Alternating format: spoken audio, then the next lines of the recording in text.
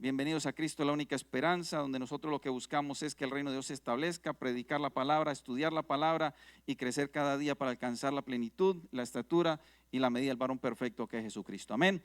Entonces, hoy vamos a continuar nuestro estudio que lleva como título Discernimiento, una cualidad del cristiano. Y hoy nos corresponde desarrollar la tercera parte. Créanme que cada vez que uno mira este tema y uno lo aprende, yo digo definitivamente estoy apenas en el ABC del conocimiento del discernimiento, porque por más que uno lleve años ministrando o estando en una casa espiritual, esto es una tarea que todos los días hay que desarrollarla. Y a veces nos falta discernimiento a uno más que otros, pero siempre nos va a faltar. Entonces nosotros dijimos que la definición de discernimiento espiritual es ver la vida como Dios la ve. Eso es lo básico que necesitamos saber sobre ello, pero nosotros también dijimos igualmente que todo discípulo del Señor debe desear recibir discernimiento y ponerlo en práctica, porque es algo que Dios valora y es algo que Él agrada. Entonces, cuando nosotros vemos esta perspectiva bíblica, entendemos que Dios sí quiere que nosotros tengamos y pidamos y ejercitemos lo que se llama discernimiento, y tiene un trasfondo bíblico que ya lo hemos desarrollado en dos servicios anteriores. Y nosotros terminamos entonces el jueves anterior diciendo que hay enemigos del discernimiento. Hermanos, mire, en usted hay una preciosa presencia de Dios, hay una preciosa presencia obrando del Espíritu Santo, y sabemos que el Espíritu Santo lo que quiere es llevarnos siempre a alcanzar esa medida del varón perfecto. El Espíritu Santo quiere prepararnos como la iglesia de Jesucristo, una iglesia santa, sin mancha, sin arruga, para presentársela al Señor. Y por eso sabemos que todas estas cosas están dentro de nosotros. En nosotros hay discernimiento que podemos desarrollarlo cada vez más, pero hay momentos en los cuales hay enemigos que se interponen para poder que la tarea del discernimiento no sea efectiva. Dentro de los primeros obstáculos que un cristiano tiene para ejercitar un buen discernimiento es el corazón. El primero que se opone para el discernimiento es el corazón del hombre. Recuerden que no estamos hablando del corazón físico que bombea sangre, estamos hablando del corazón espiritual. El corazón es aquel que se interpone muchas veces a que usted y yo ejerzamos un buen discernimiento. Y por eso es que la palabra lo confirma, aun cuando usted y yo vemos en Jeremías capítulo 17.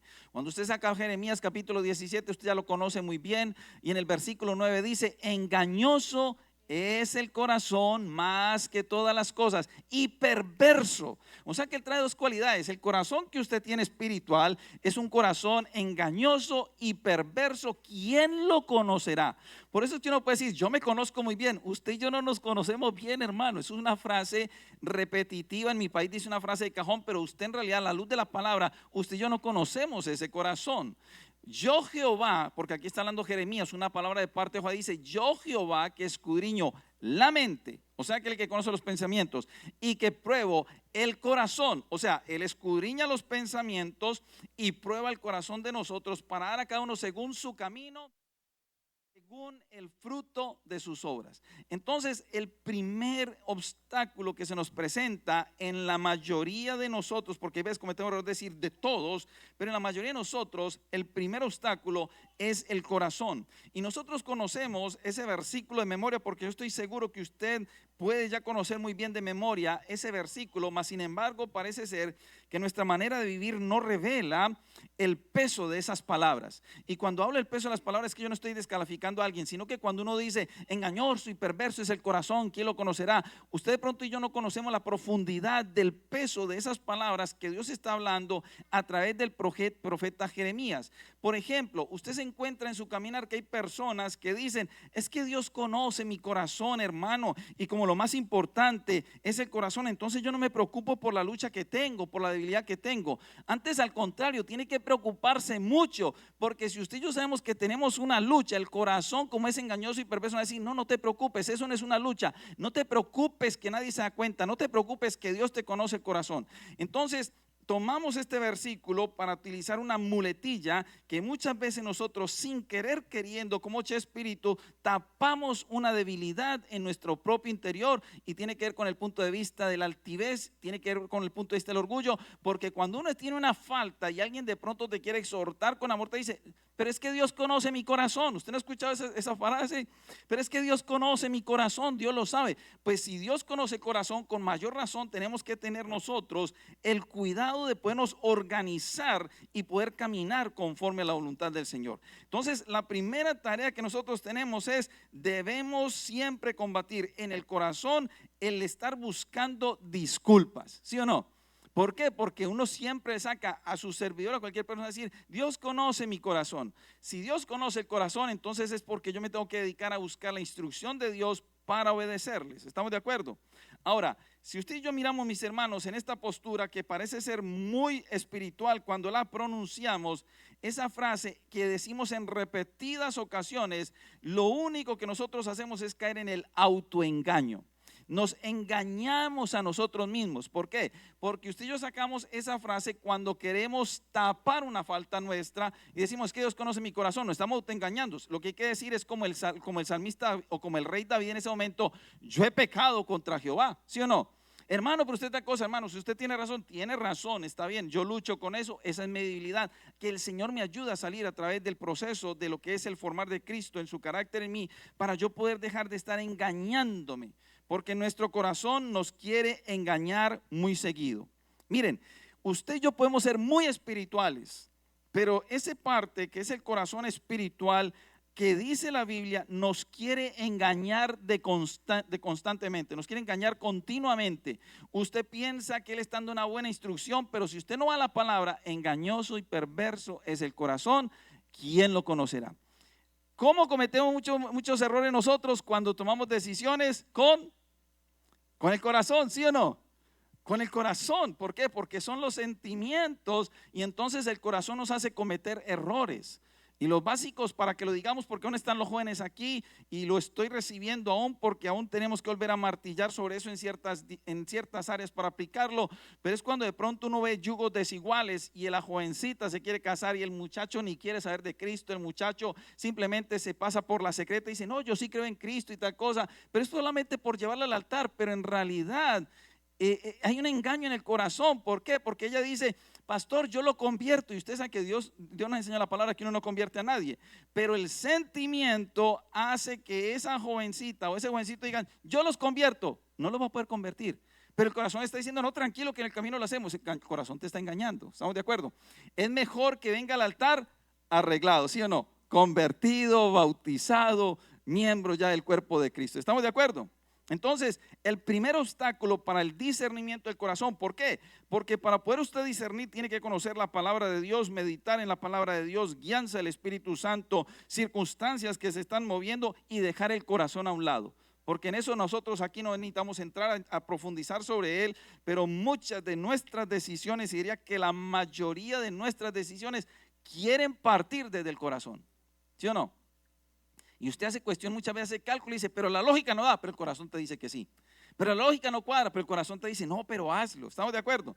Entonces, ese es el primer obstáculo para el discernimiento. El segundo obstáculo para el discernimiento son lo que le voy a decir puede sonar contraproducente, pero funciona.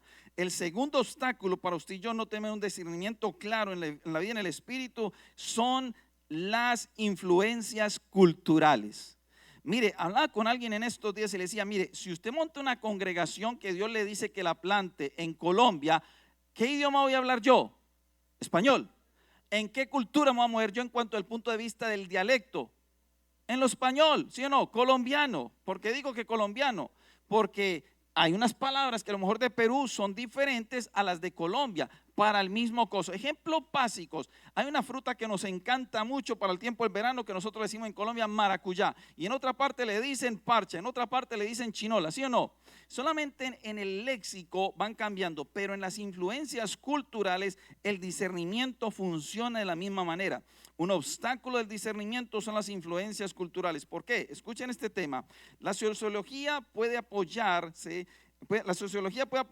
en la postura de que no existe una sola persona, sin importar la nación, sin importar el idioma al que pertenezca, que no haya sido influenciado por su entorno cultural. Hermano, sea creyente o no sea creyente, usted donde se crió, usted trae una cultura que hay que quitarla, hay que erradicarla, porque de hecho el término cultura viene del culto a Ra, que era un Dios. Entonces, de ahí parte, y nosotros hemos estudiado aquí anteriormente, pero nosotros sabemos que la influencia cultural incide mucho para poder ser un obstáculo del discernimiento, porque una cultura puede aprobar algo que ellos dicen que es bueno, pero en realidad es malo. Hay culturas que para nosotros por ejemplo decimos, eso que practica ese pueblo es malo, pero ellos dicen, no, para nosotros es normal. ¿Sí o no? Entonces, la influencia cultural tiene que ver para poder nosotros tomar definiciones, porque vuelvo y les digo que una cultura puede aprobar algo que es bueno, que es malo, pero aun cuando es en contra de los principios de Dios. Me explico. Usted sabe que usted encuentra culturas donde practican y permiten la poligamia, ¿sí o no? Pero nosotros ni la practicamos, ni nos es permitido, ni es aceptado ante la palabra de Dios en este momento, en el tiempo en que estamos. ¿Estamos de acuerdo? ¿Por qué? Porque la poligamia, ¿qué es el qué? Tener varias esposas, ¿sí o no? En el antiguo pacto se permitía, porque lo estamos viendo. En el antiguo pacto se permitía, pero en el Nuevo Testamento ya no. Y en el tiempo en que estamos de esta parte de Occidente, legalmente hablando no se permite, pero si usted va para países o con el continente africano o lugares árabes, ellos hacen ese tipo de prácticas. ¿Me hago entender? Entonces, por eso es que aún las influencias culturales, que podríamos entrar en muchas otras aplicaciones, las influencias culturales también puede ser una falta, un obstáculo del discernimiento, y eso que no lo aplicamos desde el punto de vista hispano, porque aún en nosotros mismos como hispanos hay ciertos lugares donde practican ciertas cosas que para otros dicen no está bien hecho. ¿Estamos de acuerdo? Entonces, ¿cómo hay base bíblica sobre ello? Isaías capítulo 5, versículo 20. Isaías capítulo 5, versículo 20 es un versículo buenísimo para nosotros entender lo que Dios quiere, que nosotros tengamos capacidad de decisión y carácter a la hora de poder tomar partido sobre algo. ¿Por qué? Porque la Biblia dice en Isaías 5, 20, hay de los que a lo malo dicen bueno y a lo bueno malo. ¿Sí o no? ¿Está clara la palabra? ¿Sí o no? Que hacen de la luz tinieblas y de las tinieblas luz, que ponen lo amargo por dulce y lo dulce por amargo. La Biblia dice de que en el capítulo 5 de Isaías, en el versículo 20, ahí está la demostración de alguien que si le falta discernimiento, lo más preocupante que yo aquí son dos cosas, que dice a lo bueno malo y a lo malo bueno, y que le dice a la luz tinieblas y a las tinieblas luz. Entonces, las influencias culturales sería el segundo obstáculo que tiene un cristiano si se dejase llevar por ellas para poder tener un buen discernimiento. Por ello es que nosotros los cristianos necesitamos el discernimiento para no dejarnos influenciar por la cultura. ¿Cómo lo aplicamos? Cuando usted conoce la palabra y usted que viene a estudiar la palabra y usted va a abrir la Biblia y vive por la palabra, cuando su hijo le va a enseñar o le va a transmitir algo que le dijeron en el colegio y usted sabe que está en contra de los principios de Dios, ahí es donde usted tiene que llegar y decir, no, la cultura no nos puede manejar a nosotros nos dirige la palabra de Dios. El tercer obstáculo, el discernimiento. ¿Estamos bien hasta ahí? El tercer obstáculo del discernimiento es el poco aprecio a la palabra de Dios. Dígale que está a su lado para que no se vaya a dormir si está cansado. Ese no nos toca ni a usted ni a mí, porque aquí estamos estudiando la palabra. ¿Estamos de acuerdo? Pero el tercer obstáculo del discernimiento es el poco aprecio a la palabra de Dios. Y en este punto, que es el tercero, lo podríamos abordar desde ángulos diferentes. Pero vamos a tomar dos ángulos específicos para poder analizar. El uno es que en cuanto a la poca importancia o relevancia que le damos a la palabra de Dios, al no leerla, al no oírla y al no escudriñarla. ¿Cómo nos falta a nosotros como cristianos discernimiento cuando la palabra no abunda en nuestro corazón ni en nuestra mente? Porque dice la Biblia que en el antiguo pacto Dios dejaría escribir la palabra en tablas de piedra y la que le escribiría en el corazón de los hombres. Y después dice también que nosotros tenemos que tener la mente de Cristo. Hermanos, es mejor, yo no sé si a usted le tocó la historia, yo sé que de pronto el hermano Carlos que es de esa época, pero la historia donde uno escuchaba los discos de Llena tu cabeza de rock, ¿sí o no? Y era una época donde todo el mundo escuchaba rock, Llena tu cabeza de rock. Usted como cristiano tiene que llenar la cabeza de Cristo, ¿estamos de acuerdo? Entre más usted llene su cabeza del evangelio, de las palabras del Dios, las palabras que usted pueda memorizar y hacer la rema, usted va a tener más capacidad de poder discernir. Pero lo que sucede, sin poder cancelar, que es una realidad que está pasando por todo el tiempo la historia, es que aún hay hermanos en la fe, han recibido a Cristo, pero tienen poco aprecio a la palabra de Dios. ¿Estamos de acuerdo? Entonces, ¿Cuál es el primer ángulo? Que usted y yo no la queramos leer, que no la queramos oír, porque ahí se puede oír la Biblia mientras que usted trabaja, que usted y yo no la queramos escudriñar o obedecer la palabra de Dios. Ese es un obstáculo para el discernimiento, porque ¿con qué herramienta le vas a enseñar a tus hijos de cómo discernir entre lo bueno y lo malo? Pero el otro ángulo que me parece también preocupante es que muchos, o tal vez muchos de los hermanos de la iglesia de Cristo en toda la tierra, damos más importancia a lo que dice un pastor X que ir a la Biblia para ver si está escrito. ¿Están de acuerdo? Le dan más importancia a un predicador que dice lo que está diciendo sin pasarlo por el sedazo de la palabra de Dios, y todos se lo comen. Un cristiano maduro no puede tragar entero, ¿sí o no? El cristiano maduro tiene que tener siempre la actitud de la vaca, y con todo respeto, ¿sí o no? No le estoy comparando, es lo que estoy diciendo por el metabolismo. ¿Por qué? Porque usted si estudió biología y usted estudia la parte de los animales, usted sabe que la vaca tiene ¿cuántos estómagos?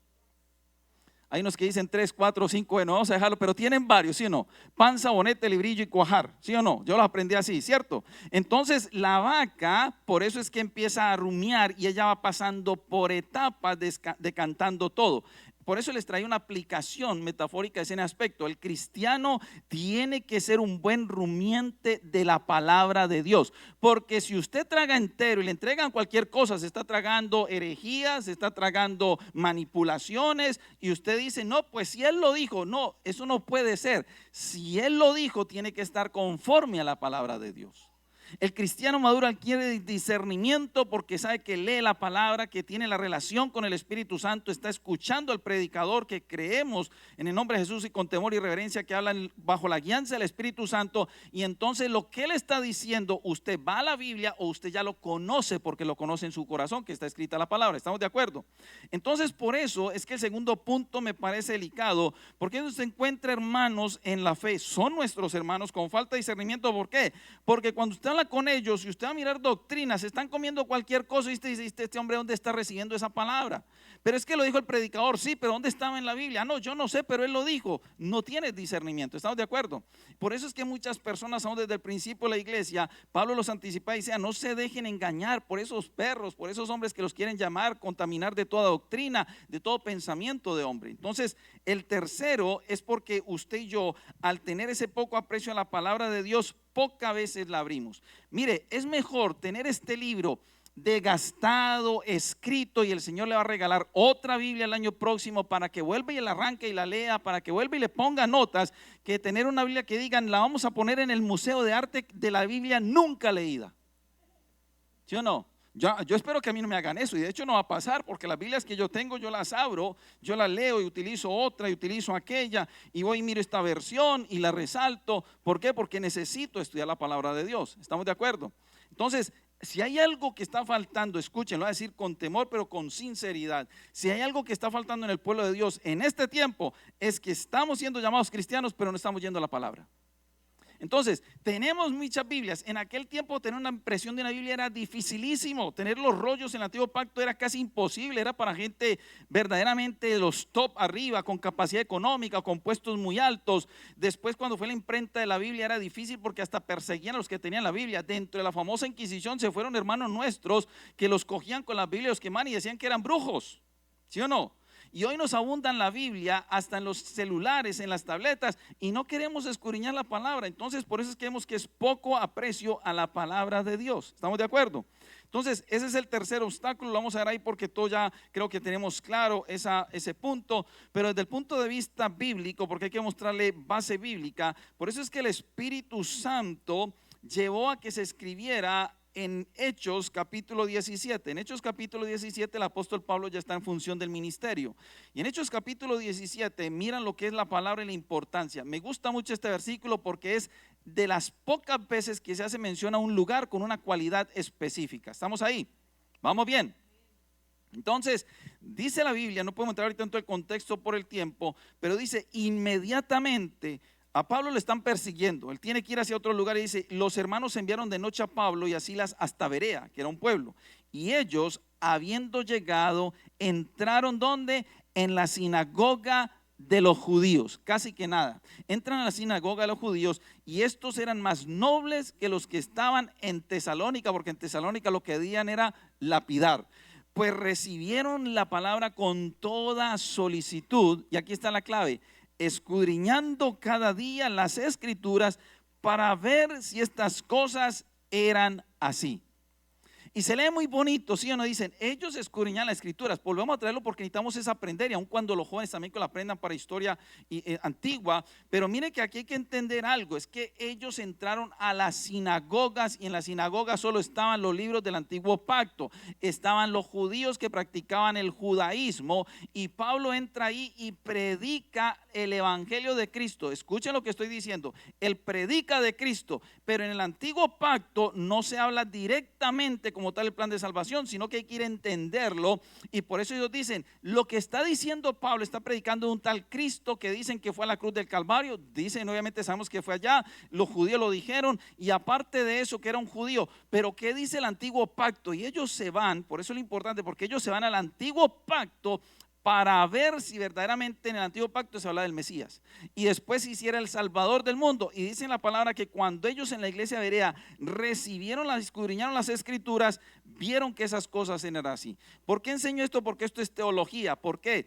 Porque aquí hay gente que dice, no, él les predicó el evangelio de Jesús en el Nuevo Testamento. No, porque él está en las sinagogas y ellos fueron a los libros de los rollos, que no era una Biblia con otro, sino que tuvieron que ir a coger los rollos y escudriñar a Isaías y escudriñar los profetas para ver si lo que él estaba anunciando era cierto. Y ¿sabe qué lo más lindo? Que ellos lo recibieron y dijeron, lo que está diciendo Pablo es verdad.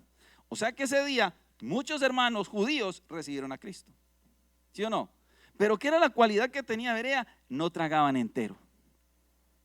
Predíquele que está solo, le diga, no se puede tragar entero, ¿sí o no? No se puede tragar entero. Porque a usted le pasa, hay vendedores de cosas buenísimas, con una labia buenísima, y usted traga entero y ¡pum! Le dieron aquí en la cabeza, quedó engrampado con un contrato de 3 años y lleve para que aprenda, ¿sí o no? En el reino no se puede, usted tiene que escudriñar la Biblia. El cuarto obstáculo del discernimiento, y este sí nos concierne también a todos en la iglesia, es un bajo concepto que tengamos de Dios. Y este también es importante, ¿por qué? Porque cada persona, si no está bien discipulada, si no está bien instruida en la palabra, guiado por el Espíritu Santo y bien discipulado en el cuerpo de Cristo, esa persona va a tener un concepto diferente de Dios con respecto a otro hermano en la fe. Por eso es que usted se da cuenta, esto lo hace el Espíritu Santo, porque es la obra del Espíritu Santo, pero voy a mostrarle una aplicación básica y con respeto. Por eso usted se da cuenta que cuando tiene que ver con respecto al concepto que tengamos de Dios, es por eso que unas personas responden al Evangelio y a la entrega del Evangelio diferente a otras, porque el concepto que yo tengo de Dios es un Dios maravilloso, glorioso, excelso, misericordioso, que envió a su Hijo a morir por mí en la cruz de Calvario, que él no tenía ninguna necesidad de enviarlo, que no tenía ninguna necesidad de rescatarme, porque ya dice que ya estaba muerto en delitos y pecados, que le había desobedecido desde el principio con Adán y Eva, y él hace todo eso por amor a mí. Entonces, cuando yo reconozco que no merecía nada, que yo no tenía nada, que no tengo nada, que tengo lo que no me merecía, mi vida en consecuencia es que busco a Dios, amo a Dios, le agradezco a Dios, y si puedo le sirvo a Dios. Otros de pronto dicen, él mandó al hijo de él, me dio salvación, y a mí ya después de ahí para adelante no me interesa. El concepto que tiene de Dios es muy vago, y por eso es que el discernimiento en esa área, su obstáculo es el bajo concepto que esa persona tiene de Dios. Créanme que se vive en la iglesia de Cristo. Hay personas que tienen un concepto muy alto de Dios y hay personas que tienen un concepto muy bajo de Dios. Y eso lo confirma la psicología. Dice la psicología que depende, un cristiano en los primeros pasos, que depende de cómo fue esa persona y su relación con su padre, va a ser la forma en que él va a empezar a relacionarse con Dios. Si él tuvo el concepto de un padre ausente, si él tuvo un concepto de un padre que lo abandonó y hizo que él más bien tomara las riendas de la casa, de su mamá, de sus hermanos, él puede tener un concepto muy bajo de Dios, porque él dice, pero es que ¿qué figura tengo yo si mi papá fue un irresponsable? Y ese es el concepto que se empiezan a formar hasta que Cristo cambie el carácter. ¿Estamos de acuerdo? Otros que de pronto dicen, pero es que yo me merecía la salvación, Dios lo hizo porque Él quiso, pero yo me merezco lo que tengo, yo me merezco la vida que tengo de bendición, yo me merezco la salvación. Entonces el concepto que él tiene es de un Dios que le sirve a él, ¿sí o no? ¿Estamos de acuerdo? Entonces, por eso es que ese otro obstáculo del discernimiento es por el bajo concepto que yo tenga de Dios. ¿Por qué? Porque cuando mi discernimiento está claro en el Espíritu y tengo un concepto claro de Dios, yo aprendo que mi vida es completamente entregada para el servicio y la obra de Dios. que yo soy un hombre que no me tienen que empujar, sino que yo voy a buscar las cosas de Dios, que yo amo a Dios, que yo le sirvo a Dios, que yo camino con temor a Dios. ¿Me están siguiendo? Voy a explicar de otra forma. Si el concepto que Dios tiene de un pueblo no está donde debe estar, entonces ese pueblo no puede discernir correctamente. Escuchen, si el concepto de Dios que tiene un pueblo no está en el lugar donde tiene que estar, entonces ese pueblo no puede discernir correctamente. Y eso le pasó al pueblo de Israel. Cada vez que se desviaba, el concepto de ellos que tenían de Dios era diferente, porque era obviamente mezclados con otros dioses y por eso no podían discernir. Salomón le sucedió lo mismo. Salomón empezó muy bien, Salomón un tremendo hombre, la promesa Dios se la dio, pero la Biblia nos dice que en el momento en que Salomón se dejó influenciar por las mujeres que tenía, lo llevaron a inclinarse hacia otros dioses.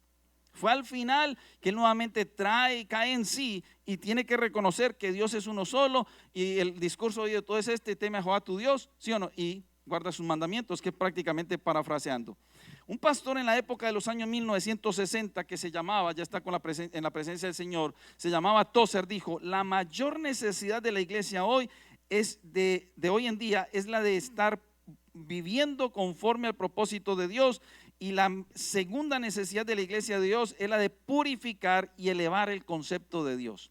Y estamos hablando en 1960. Me quedo con la segunda frase que él dice, donde dice: la segunda mayor necesidad de la iglesia de Dios hoy es que tiene que estar en un estado de purificación y de un alto concepto de Dios. Porque si usted mira hoy, la sociedad ha perdido el concepto de Dios. La iglesia, como que ya hay veces, no, hay ciertas congregaciones que quieren dejarse permear por aquello que dijo en Isaías, donde lo bueno es malo, lo malo es bueno, y por eso entonces ellos ya bajan un poco el concepto de Dios. Cuando una congregación, y estamos nosotros en eso y estamos orando porque fallamos todos, pero si en una congregación nosotros bajamos el concepto de Dios, vamos a tener dificultades o podemos ser tratados de parte de Dios. Porque recuerde que Él le dijo al pueblo de Israel: escucha, oh Israel, Jehová tu Dios uno solo es, y le amarás con toda tu alma, con toda tu mente, con todo tu corazón y con todas tus fuerzas. ¿Estamos de acuerdo?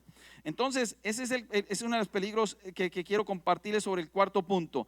Nuestros hijos están propensos a que no tengan un buen discernimiento a medida que van creciendo si usted y yo no les entregamos un concepto claro de Dios. ¿Cómo yo le entrego a un hijo un concepto claro de Dios como hombre? Le tengo que mostrar a mi hijo y modelar lo que el Espíritu Santo está hablando, que yo quedé corto el domingo para poder explicarlo porque es profundo, pero yo tengo como sacerdote que modelarle a mis hijos el ejemplo de Cristo, el evangelio de Cristo, modelarles una vida espiritual, una vida de ejemplo, y poderlos animar a que busquen las cosas espirituales, que busquen la congregación, que busquen el tiempo de oración, que busquen la palabra de Dios, que obedezcan a la palabra de Dios. Y de esa forma yo los voy a mantener a ellos, yo les voy a enseñar a que tengan un concepto claro de Dios. El padre que le enseña a su hijo que cuando él tiene una necesidad le dice: pues usted quiere ese carro, vaya y pídale a Dios que se lo dé. Le está enseñando que tiene que ir a buscar a Dios simplemente cuando él quiera antojos. Pero el padre plasmado en la palabra va a enseñarle a su hijo que ore a su Padre Celestial, que es Dios, en la necesidad, en tiempos tranquilos como también en tiempos de abundancia. ¿Estamos de acuerdo? Entonces, ¿por qué nuestros hijos? Y está hablando con mi esposa esto, que me encontré una estadística. Yo creo que el tema es largo y en la hora que vamos, pero encontré una estadística que dicen de que las tres principales, escuchen, y esto es real, esto es un estudio que hizo en Estados Unidos, las tres principales razones por las cuales los adolescentes no vuelven a la congregación. ¿Por qué? Porque aquí tenemos adolescentes, hay que mirar cómo atenderlos, qué es lo que está pasando. Y el estudio realizado demuestra lo siguiente: los adolescentes mayores de 18 años no vuelven a la congregación por tres razones principales. La primera es porque dicen que encuentran trabajo, ¿sí o no? La segunda, porque encuentran universidad y se tienen que mover de su ciudad. ¿Estamos bien hasta ahí? Y la tercera, porque alcanzan la mayoría de edad, y entonces, como ellos antes iban obligados a la iglesia, ya a la mayoría de edad ellos pueden decidir si quieren ir a la iglesia o no ir a la iglesia. O sea que aún el concepto de lo que es la parte del concepto que tengamos de Dios, se lo enseñamos mal. Porque usted y yo hasta lo menor de 18 años le decimos, usted tiene que ir conmigo porque yo soy su papá. Y tiene razón, ¿sí o no? Y porque yo soy el sacerdote y porque usted está en mi techo, usted tiene que ir conmigo. Por eso yo estoy de acuerdo hasta cierta parte en aspecto. Pero antes de los 18 usted ya tiene que haber enseñado a su hijo el tener el alto concepto de Dios para que cuando llegue adulto no diga, no, ya no dejo ir a la iglesia porque es que antes me obligaban. No, yo voy a seguir yendo a la iglesia, así me vaya para la universidad de tal ciudad, yo voy a seguir yendo a la iglesia si yo tenga que trabajar tal día, pero mi concepto de Dios sigue alto porque yo no busco a Dios porque me obligan, sino porque lo amo. ¿Estamos de acuerdo? Es un mensaje para todos y lo comparto aún para el equipo de liderazgo. El concepto que usted y yo tengamos de servir a Dios va a influenciar o va a aprovechar en nuestra vida y nos va a dar discernimiento. No tenemos discernimiento. ¿Por qué? Si yo voy a servir en una congregación por obligación, tengo un concepto equivocado de Dios. ¿Sí o no? Porque no se sirve a Dios por obligación ni por imposición, se sirve porque es un privilegio. Cuando yo entiendo que es un privilegio servir a Dios, mi concepto a Dios está claro porque mi vida le pertenece a Él. Entonces estamos de acuerdo. Entonces por eso es ese tercer punto, ese cuarto punto de un bajo concepto que tengamos de Dios. No podemos tener discernimiento. En muchas horas, en muchas cosas podemos ir aplicando, pero quiero avanzar es por el tiempo. El quinto enemigo del discernimiento, muchos esperaban decir este es el primero, pero este es el quinto que nosotros podríamos mirar porque no le prestamos ya atención a ello, y es Satanás y los ángeles caídos. Dirán, pero pastor, ¿cómo así que le prestamos atención? Sí, porque yo no me puedo poner a predicar del diablo. Yo estoy hablando de Cristo, de una vida en Cristo, de un propósito en Cristo y que Cristo lo venció en la cruz del Calvario. Por eso que en el último análisis el diablo no necesita estar poniéndole zancadilla a la gente, ni empujándole, ni apareciéndose, ni jalándole las sábanas en la cama, porque es que, hermano, el primer enemigo que nosotros tenemos somos nosotros mismos, el corazón que está en nosotros. En última instancia es el diablo el que se opone y los ángeles caídos. Ese se opone para que tengamos un concepto claro de Dios y que no podamos alcanzar el nivel de discernimiento que un cristiano tiene que tener. Marcos capítulo 8 versículo 31. Fuimos por el antiguo pacto, tocamos una parte de Hechos, pero ahorita vamos a la parte de la cristología.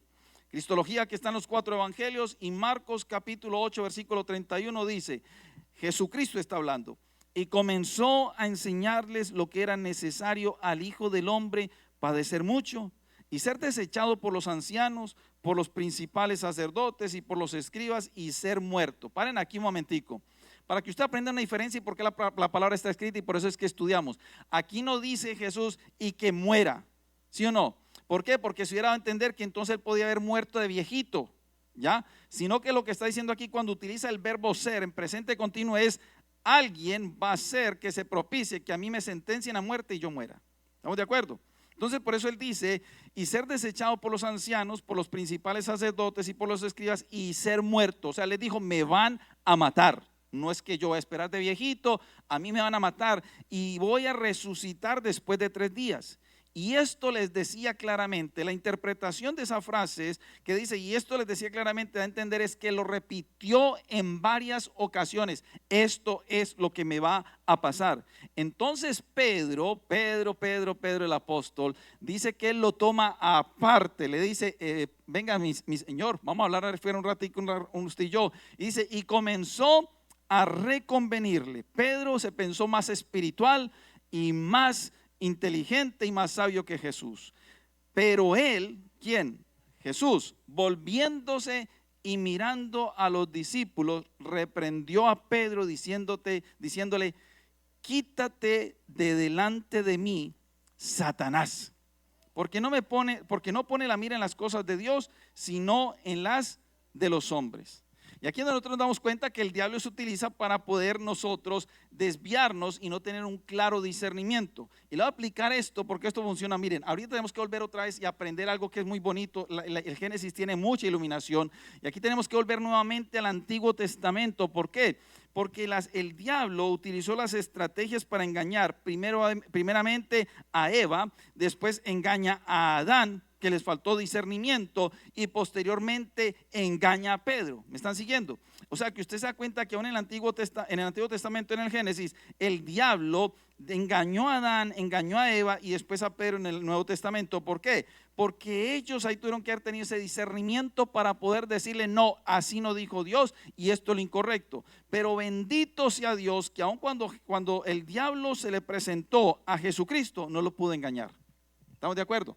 Entonces la muestra está, ¿por qué? Porque le dice, y eso es lo que usted y yo tenemos que aprender a decirle al diablo: escrito está. La mejor herramienta después de la sangre de Jesús, de que usted sea alcanzado por Jesucristo, que usted camina bajo la voluntad de Dios, la mejor herramienta para usted poder reprender al diablo, yo lo he dicho muchas veces, no es zapateando, no es gritándole, es diciéndole: escrito está. Es la mejor herramienta, y con eso el discernimiento, porque él va a saber que usted tiene palabra para sacarle a él y poderle desvirtuar y desbaratar toda artimaña que él tiene. Por eso es que usted y yo podemos hacer liberación en el nombre de Jesús por la guianza del Espíritu Santo. Pero usted no necesita brincar ni 100,000 cosas, ni zapatear, ni hacer un corrido de la gente, que todo eso se vuelve un espectáculo. Usted simplemente le dice: escrito está, déjalo libre, y él tiene que obedecer en el nombre de Jesús. ¿Estamos de acuerdo? Entonces, por eso esas son las principales causas en un cristiano que le falta el discernimiento, porque estos son los enemigos o los obstáculos. Pero vamos a terminar rápidamente, porque queremos ser responsables con el tiempo también y respetar el tiempo. Pero vamos a terminar con unos conceptos importantes a tener en cuenta para usar a la hora del discernimiento. Pastor, esos son los obstáculos. Tal vez usted se identifica: esto es lo que me está pasando y por eso es que no puedo tomar esa decisión sabia. Pero déme también conceptos, ayúdeme con cosas importantes que yo puedo utilizar desde la forma de vista, del punto de vista de herramientas, para yo poder aplicar bien el discernimiento en mi vida.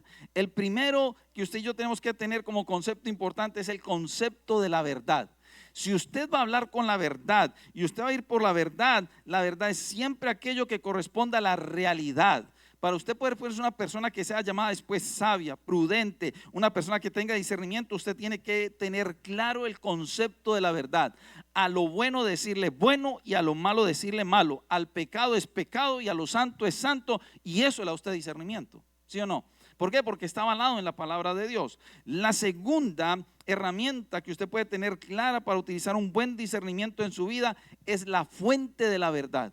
Lo primero que dijimos es el concepto de la verdad, que es la palabra. Cristo dijo: yo soy el camino, la verdad y la vida. Después es que usted debe tener claro la fuente de la verdad, que es Dios. Porque el concepto que tengamos de Dios, como le dijimos ahora, va a influenciar en gran medida nuestro discernimiento. Por eso es que nosotros tenemos que apropiarnos siempre de cuál es la fuente de la verdad, que es Dios. Siempre pedirle a Dios discernimiento y Él nos va a mostrar la verdad, porque Dios no miente ni puede mentir. ¿Estamos de acuerdo?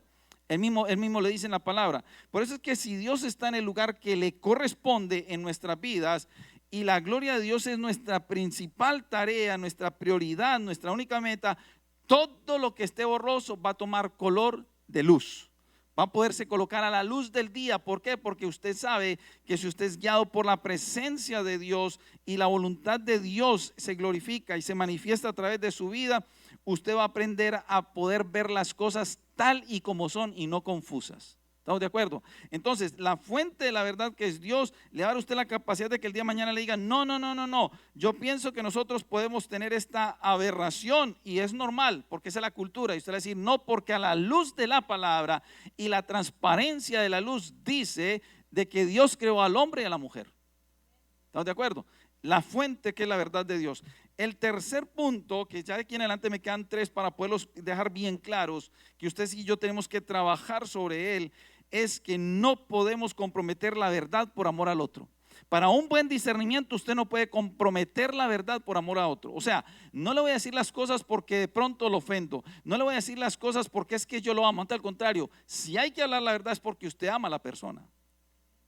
Puede que nuestros puntos de vista sean diferentes, pero tenemos que expresarla, porque entonces cuando yo no hablo con amor la verdad, comprometo la verdad. ¿Sí o no? Entonces, para usted poder tener una persona con buen discernimiento, ejercitar el discernimiento es: no comprometas la verdad por amor al otro. Es que yo no quiero problemas. Mira, a mí eso no me gusta. Sé que hay que saber decir las cosas. Yo tal vez no tengo esa capacidad. Hay que decirlas, hay veces, con un poquito de anestesia. Tampoco tengo esa capacidad.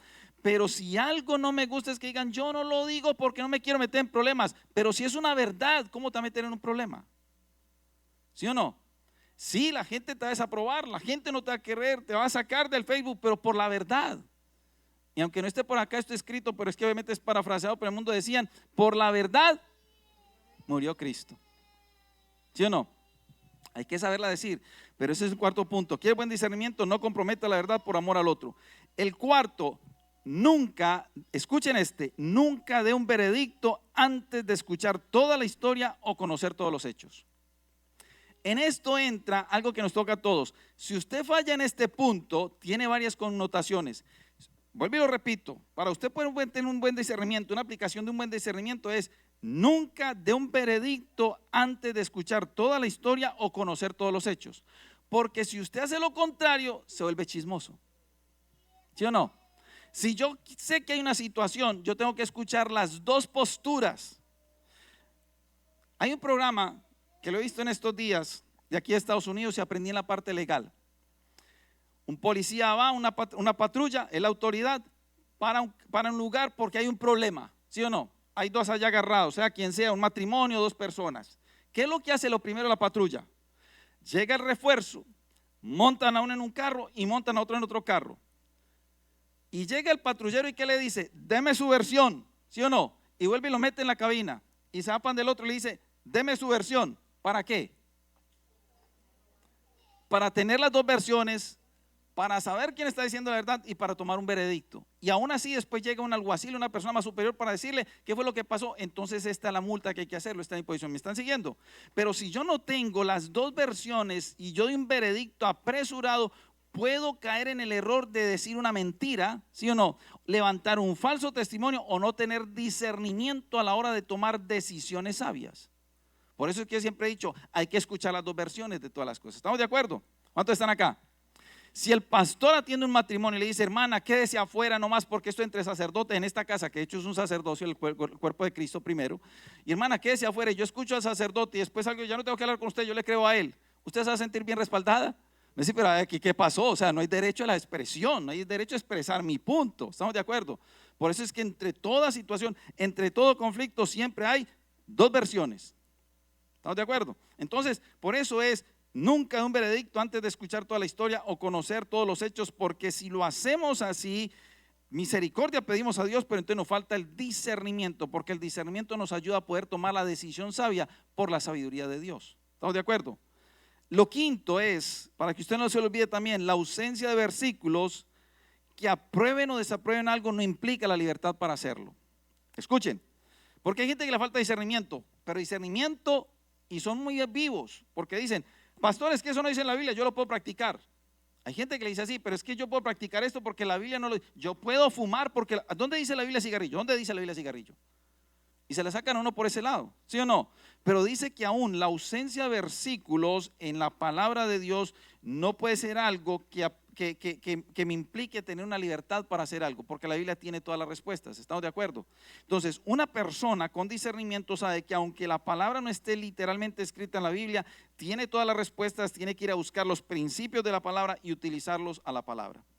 Y utilizarlos obviamente a la situación que está viviendo. Yo tomé esta nota para poderlo mirar y definirlo sobre este tema. Discernir de manera correcta requiere de una mente bíblica, la cual al exponernos a la sabiduría de Dios en su palabra y recibir la llenura del Espíritu Santo, recibiremos iluminación, entendimiento para poder dar un discernimiento sabio. ¿Sí o no? Entonces, el cristiano sí necesita eso. ¿Cómo lo aplico yo al final entonces de esta enseñanza? El cristiano debe tener una cualidad que se llama discernimiento y la tenemos que aplicar todos los días con nuestros hijos, con nuestro matrimonio, en el trabajo, en la congregación, a la luz de esta palabra de Dios. La apostasía viene para estos tiempos y la apostasía no es otra cosa más que un trabajo de las tinieblas cercenando el discernimiento del pueblo para que ella pueda entrar a la iglesia. Así es que se va a dar la apostasía. ¿Cómo? Va a engañar a los escogidos que somos el cuerpo de Cristo, y los que se dejen engañar, como les va a faltar discernimiento porque le dieron poca responsabilidad a la palabra, a la búsqueda de la palabra, al escudriñar la palabra, ellos van a tragar entero y van a decir, él tiene razón. ¿Dónde está faltando eso en la palabra bíblicamente para terminar y mostrarlo? El pueblo de Israel va a ser engañado por la falta de ese discernimiento, que ese dice que el supuesto Mesías se va a aparecer, y ellos que tienen la historia completa desde el inicio de la historia van a ser engañados, por el propósito de Dios, porque Dios todo lo tiene en su plan.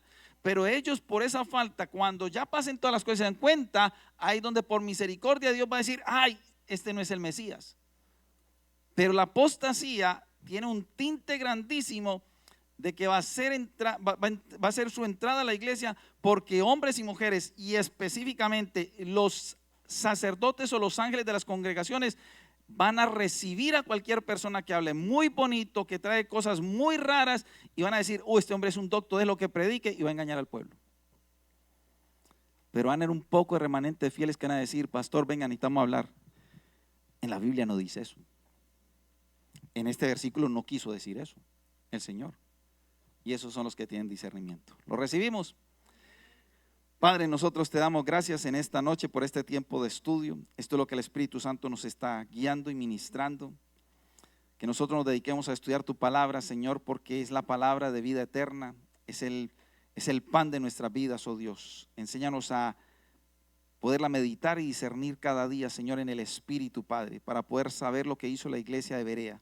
Que no importa, Señor, el vaso que tú quieras usar, Señor. Tu pueblo siempre abra la palabra. Que tu pueblo siempre escudriñe la palabra, Señor, y vivamos por la palabra y predicamos la palabra, Señor, porque es la que nos va a mantener firmes. Te doy gracias por esta casa espiritual. Te doy gracias, Señor, por la guianza de tu Santo Espíritu. Y ya mis hermanos con bien, y lo que resta de la semana, dale fuerzas como las del búfalo, Señor, y que todo lo que emprendan sea prosperado. Te damos gracias por esta noche, por el privilegio de haber abierto tu palabra y escudriñarla y estudiarla. Solo queda la tarea que el Espíritu Santo nos llevará a que nosotros no solamente seamos oidores, sino hacedores de tu palabra, Señor. En el nombre de Jesús te damos gracias. Amén y amén.